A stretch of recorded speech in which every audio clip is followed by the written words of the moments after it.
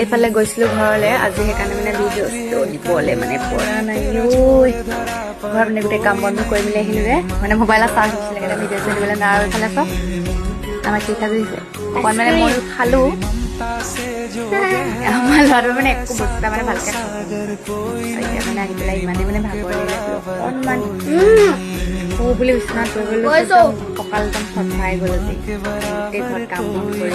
মানে আহিলোগে যিহেতু গম পাই ঘৰত কোনো মানে মাইকী মানুহ নাই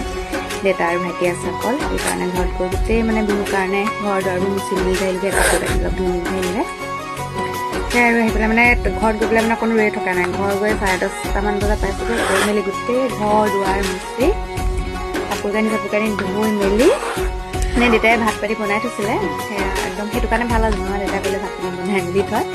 তাৰপিছত কাম বন কৰি মেলি ভাত পানী খাই আকৌ ঘৰ পাই গ'লোহি ঘৰ পাই গ'লে অকণমান